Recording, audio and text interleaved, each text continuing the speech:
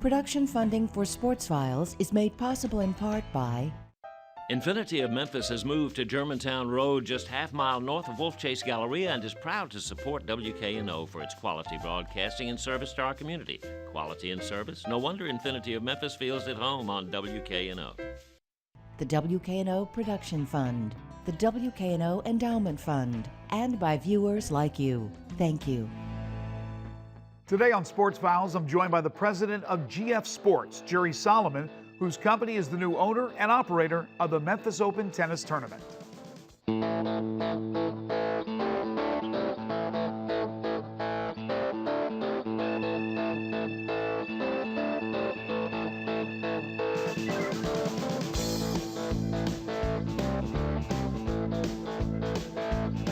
Less than 3 weeks from now, Kei Nishikori will be defending his Memphis Open Tennis Tournament title for a record third straight year. The ATP Tour makes its annual stop at the Racquet Club of Memphis, February 6th through the 14th, the last pro tennis tournament that still competes in a private club setting. 2016 marks the 40th anniversary for the Racquet Club, and it ushers in the first year of new ownership of the tournament as GF Sports has taken over control. Today, GF Sports President Jerry Solomon, one of America's top sports marketing executives for over 30 years, joins me to talk about the direction the event is headed and why his company has stepped up to the plate. Professional tennis has been a part of the fabric of Memphis for decades, and Jerry Solomon believes it's a viable option for many, many years to come. Jerry Solomon today on Sports Files.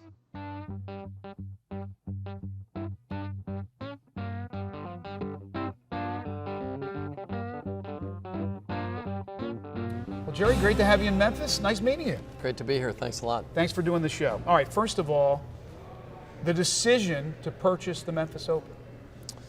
So we believe that live entertainment has a huge future, that it's the staple of all kinds of content distribution, and we have a very long track record in tennis. So it made sense to try and enter into that platform on a bigger basis in the world of tennis. It's certainly something that's right up your alley, tennis, but here in Memphis, this would be now the third ownership group in 3 years. Yeah. Obviously, you do a lot of research before you make a purchase of this nature. Why do you think, or what have you heard, maybe the reasons were for the instability? Well, first of all, I'm not a big research guy. Maybe I should be more of a research guy, but a lot of our research is based on personal experience. I've been coming to this event for many years. I represented Yvonne Lendl, I represented Michael Chang, I represented Pete Sampras. We're very familiar with this event. This is a great event. It's got tremendous history. We know that. We've lived it. We've been here. We've been through it in many ways, shapes, and forms. So the research really is, you go from having 35 tournaments in the United States, 35 men's professional tennis tournaments back in the 80s, to 10 or 11 now. The asset value of these events is huge, and the history of them is very important. So to take an event like this, that has a 40-year history in a location, there aren't that many businesses that go for 40 years. So you're talking about something that has really lasted for a long time, been through the ups and downs, the cycles of the marketplace, et cetera. New owners, old owners, good owners, bad owners. This is a solid franchise on a worldwide tour of men's professional tennis in a great city with a great history. I don't know how we can not do well with it. It has tremendous sustaining power. As you said, it's been around for a long time. We've had some amazing champions that have gone on to win major after major after major. Unfortunately, the tennis world today, as you know, there are several huge names who happen to be non-Americans and who happen to not play this tournament. And then there are up-and-comers, young players that a lot of people are not familiar with. How can we get back to that point where there's Samprases and Wielanders and Couriers and Agassiz and all these guys that are from this country that are playing here in Memphis? Yeah, well, first of all, you're always going to have cycles in sports. You've got great golfers, and then you've got lulls. You've got great basketball players, and then you've got lulls. So we're in a scenario right now where we have great tennis players around the world. The rest of the world is caught up with the United States in terms of its desire to be great at tennis. The amount of tennis that's played around the world has increased dramatically. We still have the number 1 player in the world in Serena Williams on the women's side. John Isner's 13 in the world, which is, not bad. It's just that we have a long legacy in America of winning Grand Slams. We will get back there. There's a group of kids coming up, Riley Opelka being one of them. He's going to be playing here in Memphis. Right. These kids will start to push each other, and out of that group will probably emerge a Grand Slam champion. Maybe not, but the fact is that an event like the Memphis Open has tremendous tennis no matter who's playing there.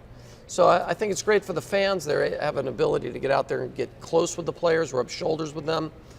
It's a great entertainment event as well. Yeah, I'm telling you nothing that you don't already know, having been here, having represented players who have been here. The intimate setting is something that every player I interview always says is fantastic. They love the Racquet Club of Memphis. Why is it so special? So it's sort of a throwback. I mean, we don't have that many places like that on the tour around the world anymore. We've gotten to big buildings, big facilities. The U.S. Open is a gigantic footprint. Big stadiums now. Big stadiums. Right? So it's lost some of that intimacy. And to have that here, I mean, the players really like it. The players stay at a hotel right next door. Right. They can walk to the practice courts. They can walk back to their hotel room. They can come over to the club and work out. It's a great scenario for everybody. And you got a great club there, which has all the amenities. And the people have to literally walk down the same hall with each other, with the players, in order to get to their seats. You just don't get that anywhere else. With that said, which is very special for the fans, with the convenience of where the Racquet Club is located, with the sport still strong, maybe not as strong, and maybe it will be again, how do we get more fans back out there? So first of all, the sport is stronger than it's ever been. I mean, there are many people who say this is the golden age of tennis with guys like Federer, Nadal, Djokovic, Murray. There's a lot of depth there at the very top of the game. As far as getting the fans out there, we need to win them back, and we know that. And we've sat and we've talked with them. We understand what they're concerned about, what they didn't like about it over the last couple of years. It has not been as fan friendly. As a result, we've kept the prices down. We're going to have more entertainment. We've changed the timing of the events to start a little bit later in the day, so people don't have to miss as much work. Kids don't have to miss school. We're going to have more music, more food festivals, kinds of things surrounding it. We've got a lot of things to make it an exciting entertainment event, so people want to be there and sort of bring it back to where it was the place to see and be seen. We know that we have to do that. Is tennis today more for, is it an older generation, or are kids watching? We know they're playing. Are they watching? And is that a reason, more music, things of that nature, giving people entertainment within the entertainment when they go to the Racquet Club to see this tournament, trying to get the younger fan? So look, I think the biggest reason, this is my personal opinion, I don't know that the USTA necessarily agrees with me, but I believe that kids decide at a very young age what they're going to do in their life. They walk into a Broadway show and they're 4 years old and they see the lights and they go, I'm going to do this. Right. They walk into a baseball game and they see a guy hit a home run and they go, that's what I'm going to do. I think the same thing is true in tennis. And I think when we had 35 tournaments in America and a lot of special events, you had a lot of opportunities for kids to go to see professional tennis, walk in, see the lights, hear the music, have the guys out there hitting balls, and they get sort of enamored by it. We don't have that situation nearly as much anymore in America. So keeping these tournaments in the United States, drawing the fans out there, getting the kids actively involved, it's a key thing, and it's one of the reasons why we wanted to invest more in tennis. Tell me about GF Sports. Tell me about your company. So as I said at the outset, we believe in live event, the power of live events. We want to do more of those things. The content distribution systems are there, whether that's television, internet, whether it's venues. And so we're going to be looking to do as much in the live event space as we possibly can. And we've been in tennis for a long time, so it was a great place to start. What do you think the biggest challenges are for you and the company with this particular event? I think we've got to win back the Memphis audience. I mean, we've got to let them know that this is their event, that this is an event that we are listening to what they want to have happen there. We know they want it to be social. We know they want it to be a fan-friendly environment. We know that they want to see, of course they want to see good tennis, but I think they know they're going to see that virtually no matter what. They want to go to a place that they're going to have a lot of fun and they can recreate a lot of the memories that they had. When I talk to these people around town, they say, hey, I grew up going to that tournament. Right. And now I don't really go anymore, but I have great memories of it. So we've got to recreate that for them Jerry, in the modern world. Exactly. Jerry, what are your thoughts on paying appearance fees to try to get names? Yeah, I mean that's part of the sport. At virtually across all levels of the game, the players have so many choices as to what they can do with their time, where they're going to play, where they're going to go, where they're going to travel to. That it's just part of the sport.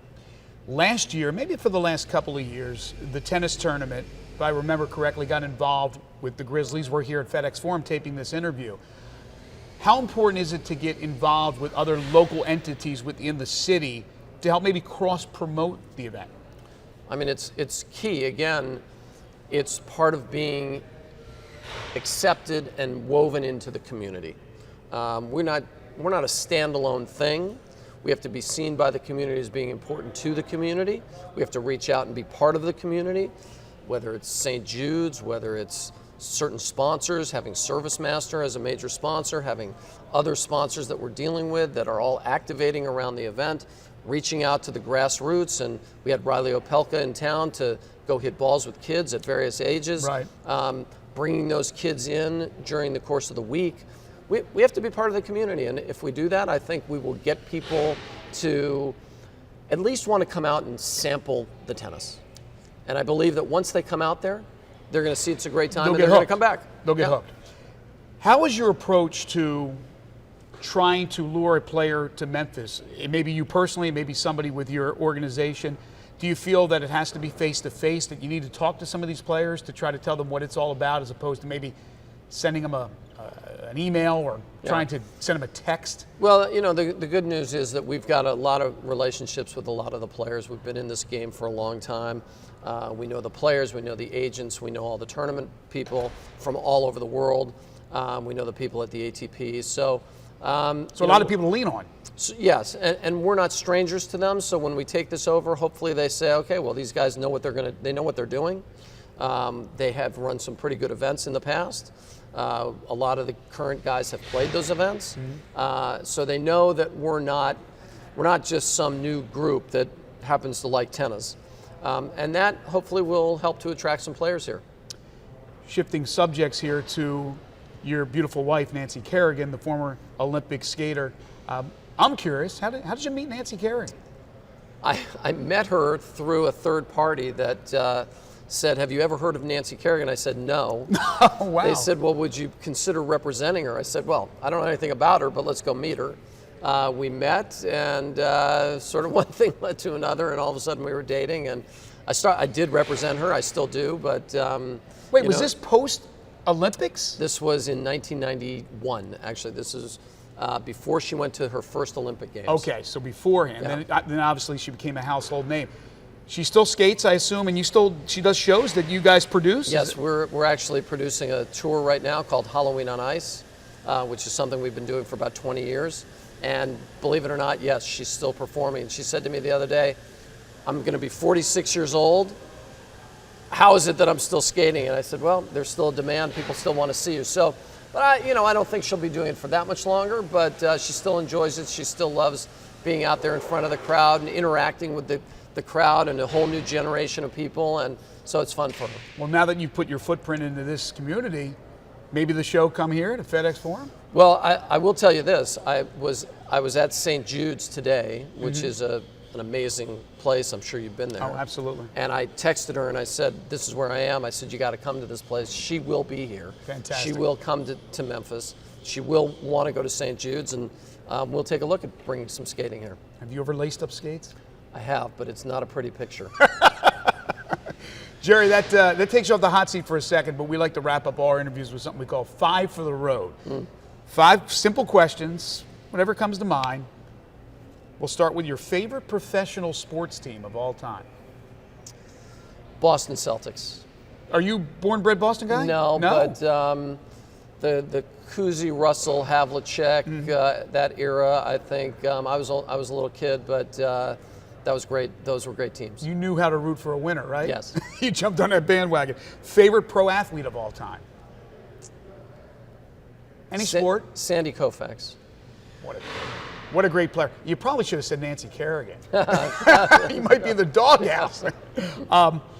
Favorite music or group or like a genre of music? What do you like to listen to? I think favorite of all time is probably Bruce Springsteen. There you go. I need this. I need that fist bump. Really was sort of the soundtrack for a lot of my life, so I would say that. I'm with you. I'm a Jersey guy, so I know all about that. Favorite movie of all time? The Aviator, the Howard Hughes story. So you're the one who liked that. I'm maybe the only one, yeah. How about if I said a sports movie? What would it be? There have been so many good sports movies. I think one of the last ones that I saw that I really liked was 42. I thought that was a really good movie. Well done. There have been a lot of different sports movies that I liked, but that hit home pretty hard.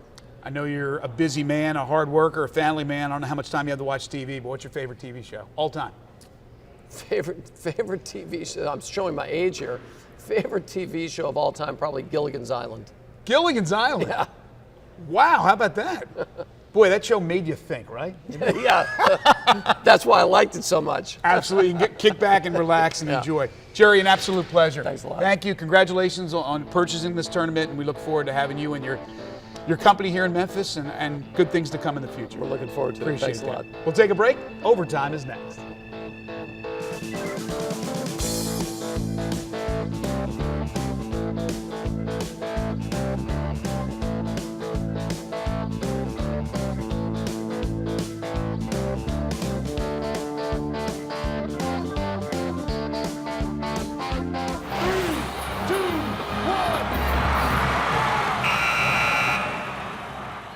The name Sable Ote may not be that familiar to you at the present moment, but there's a very good chance that one day it will. Sable is a native Memphian. She works as a health educator and as a mother and wife. She's also a former star athlete at George Mason University, where she ran track. Her specialty was the 100-meter hurdles, where she had hoped to compete in the 2012 Summer Games, when unexpectedly motherhood intervened. Yes, Sable became a mom and life was great, but the void of competition existed. Fast forward to 2016 and Sable is back on the Olympic trail, only this time the Winter Olympic Games of 2018 in South Korea. Doing what, you ask? A U.S. women's bobsledder. Yes, a Memphian on ice. It's an incredible story that is still in the developmental stages. Sable, Happy New Year to you, and thank you so much for joining us. No problem. Happy New Year. It's an honor to have you on. It's just a fascinating story. Obviously, the first thing everybody wants to know, I want to know, Memphian. There's no ice, there's no snow. Bobsledding, how did you get associated with this sport? To sum it up, I was speaking with my god brother. He was living in Japan. We had been talking via Facebook Messenger, and he said, "Hey, I'm trying out for bobsled. You should too. You have the perfect body type." I'm like, "Okay." So I go and try out. We were supposed to try it together. He never tried out because he got a bye. So it's just me and my son and my husband, and we're out there and try it out. Had to do a couple of things just related to like combine for football, and the next day I got an invite to try out for the United States Bobsled Federation. Was the original tryout on ice, or did they just want to see your speed and power? Speed and power. So it's a 15-meter run or 15-meter sprint, 30-meter sprint, 45-meter sprint, and then you have the shot put toss, and then you have the broad jump. You were trying to make the Olympics in 2012. You were preparing to possibly be a member of the track and field squad, right, and run the 110 hurdles. You were a star track and field athlete at George Mason. Then you got pregnant. So your Olympic dreams were dashed at that point. Right. In 2012, you have the baby. Did you ever think there would be an opportunity? Never. For the Olympics again? Never. Once you have a kid, you think to yourself, it's time to start your career. It's time to move on. It's time to, lay the foundation for everything. So I never thought about making a team after having a kid. In Memphis, when you train, and of course you go to other places, Salt Lake City, Canada, and we'll talk about that in a second. I know you train over at D1, which we've Right. done a feature on here on Sports Files. What are you doing? Because obviously you can't emulate snow and ice. Right. So training for bobsled is simply training for a football, like a football player.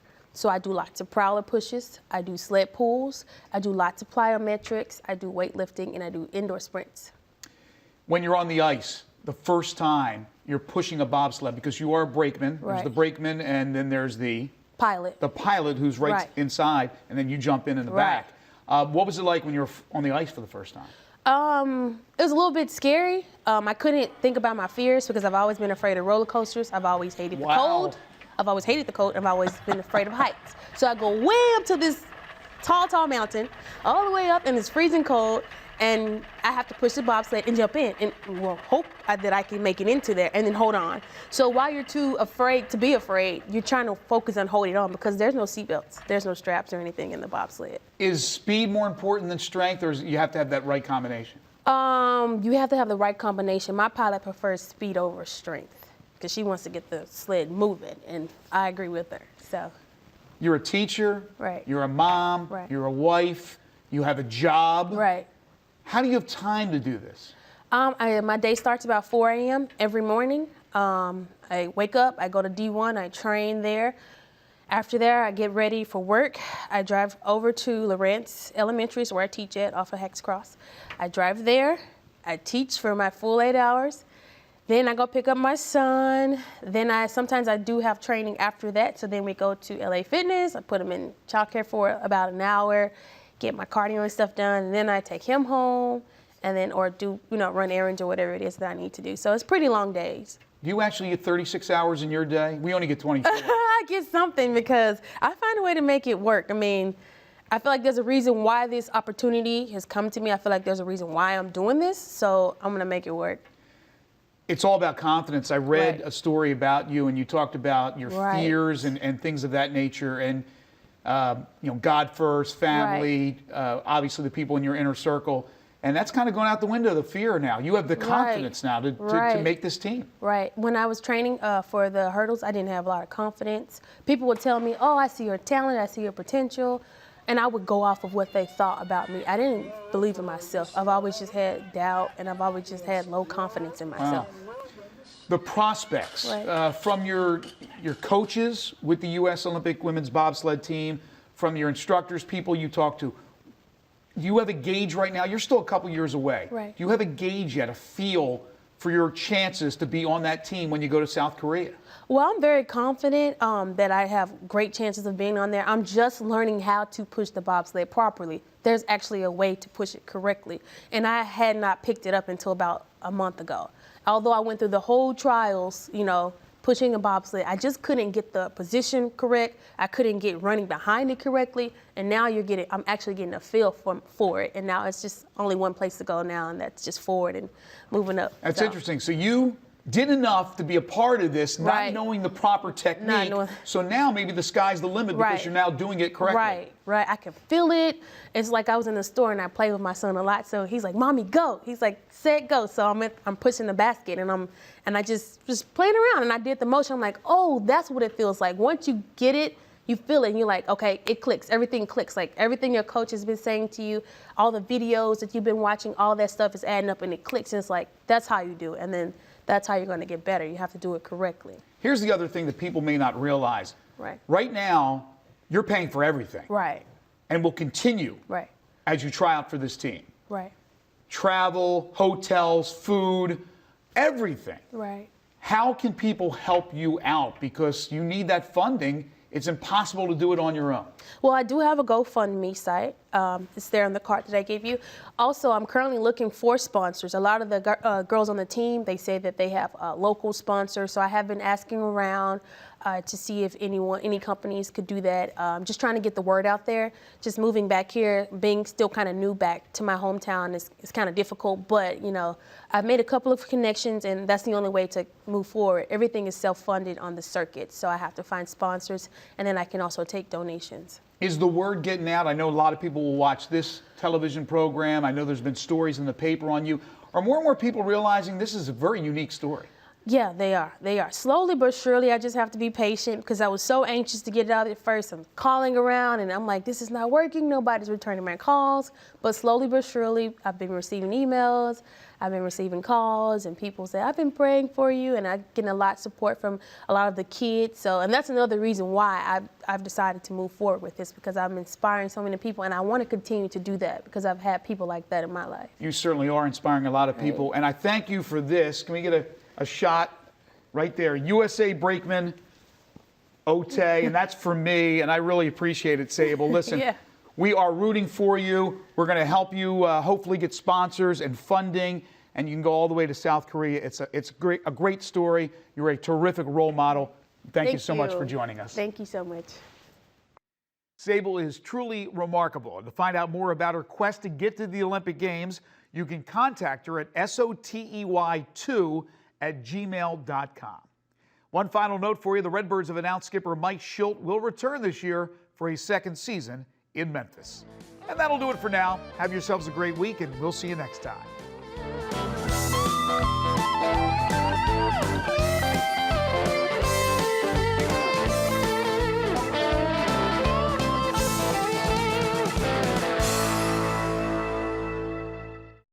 Production funding for Sports Files is made possible in part by Infinity of Memphis has moved to Germantown Road, just half-mile north of Wolf Chase Galleria, and is proud to support WKNO for its quality broadcasting and service to our community. Quality and service? No wonder Infinity of Memphis feels at home on WKNO.